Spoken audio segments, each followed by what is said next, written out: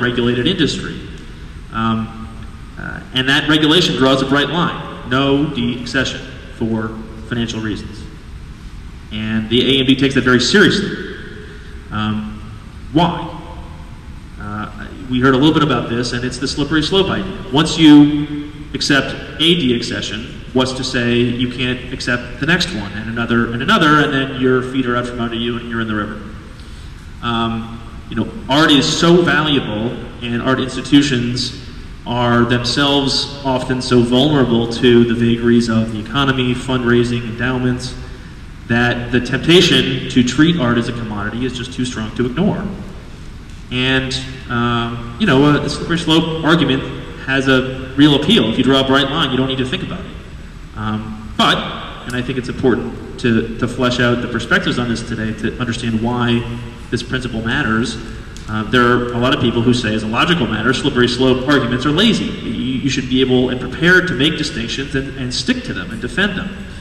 If I want to sell my art to keep the lights on, that's up to me and not you. And that's how the argument goes. I think it doesn't work, but you know, I think it's important to push it. So who's right? Certainly the slippery slope faction and the AMD is a keen enforcer of this. There are, interestingly, in response to some of the examples I'm going to give, an increasing number of critics of this policy as a bright line rule from the standpoint of its logical application. The rose is certainly one extreme, and there are others, but the objection I've heard in a few quarters is the policy isn't really never, it's just never except when you can. And it's not as much of a bright line as people like to pretend, perhaps, and how that gets sorted out, you know, is a hard question. And the tension between the viability of a nonprofit and the mission is not one with an obvious answer.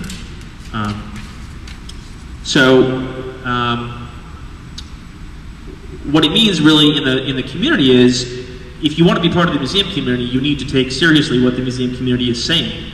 As some of you may be familiar, people took a very long time to get over some deaccessions at the Guggenheim and the MFA about 20 years ago. And there are a lot of people that are still really mad about that.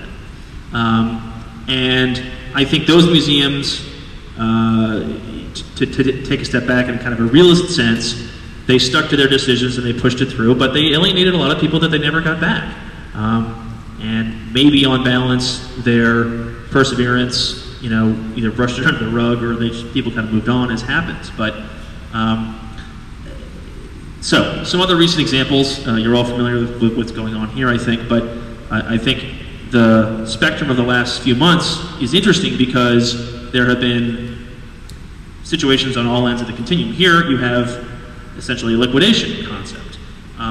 The National Academy in New York announced late last year, as some of you may know, that they were going to sell several Hudson River School paintings, a couple by Frederick Edmund Church and a Gifford too, and they said, candidly, this is to get operating funds. We need money. The reaction was swift and very harsh. The AAMD sanctioned the National Academy, it stripped it of its membership, and it directed its member institutions not to collaborate with it. AAMD members have, for the most part, complied, and the National Academy is really on the outside of the community looking in. This week in the paper, there was some discussion of the BPL, the Boston Public Library, deaccessioning a few works. They are certainly laboring to control that message. I don't know much about the particulars and would certainly welcome any perspective that people have. Also recently, the Montclair Art Museum in Montclair, New Jersey made a, again, likewise candid operating financial security plan, also involving some Hudson River School paintings, and people are getting pretty worked up.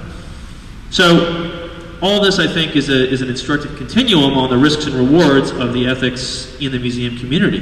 Here at Brandeis, like I said, it's sort of a liquidation decision, the announced decision, and I have no special knowledge of what's going on at the moment, but is, you know, that's it.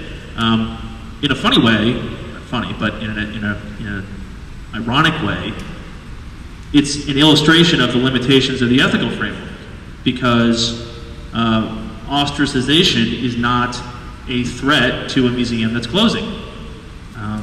The National Academy has found out in a